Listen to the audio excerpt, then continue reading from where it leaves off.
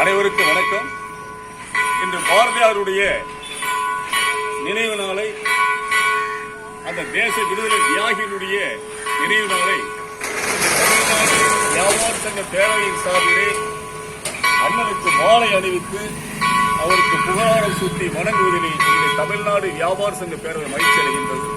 இந்த அருமையான நிகழ்விற்கு முன்னால் பேசுவது தமிழ்நாடு வியாபார சங்க பேரவையினுடைய மாநில துணைத் தலைவர் முத்துக்குமார் நான் பேசுகின்றேன். மாவட்ட தலைவர் ரவிக்குமார் வந்திருக்கின்றார்.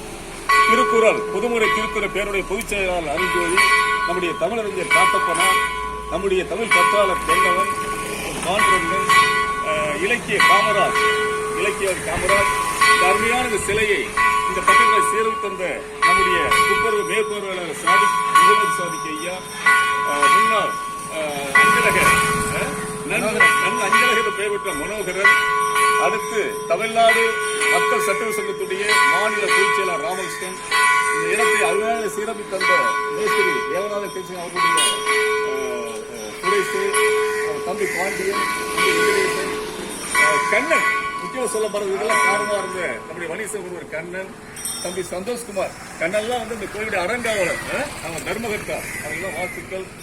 தென்னை ரயில்வே பரிசுரை நகர செயலாளர் முனுசாமி, தம்பி செல்வம், அழகா பணி செய்யக்கூடியவர், வாசவட்டத்தினுடைய பொருளாளர், சிறந்த பண்பாளர், அனைவருக்கும் வாழ்த்துக்களையும் வணக்கத்தையும் கூறி, பாரதியாருடைய புகழை பேசுவதிலே இந்த நாடே பெருமை அடைகின்றது.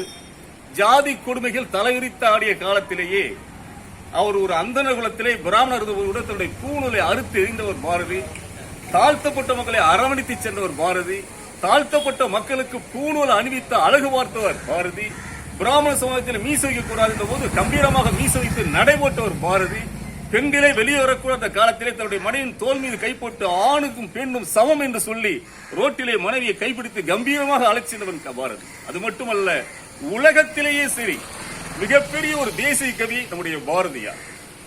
நாம் சுதந்திரம் பெறுவதற்கு முன்பாகவே ஆடுவோமே பள்ளு பாடுவோமே ஆனந்த சுதந்திரம் அடைந்து விட்டோமே என்று அறைகோவல் விடுத்து மக்களுக்கு அந்த சுதந்திர நாள் செய்தியை முதலாக வெளியிட்டார் பாரதி. அப்படிப்பட்ட மகாகவி தேசிய பாரதியாருடைய நினைவு நாளிலே நம்முடைய தமிழ்நாடு வியாபார சங்க பேரின் சார்பாக மாலை அணிவித்து அவரை வணங்கி மரியாதை செய்வதிலே நாங்கள் மகிழ்ச்சி அடைகின்றோம்.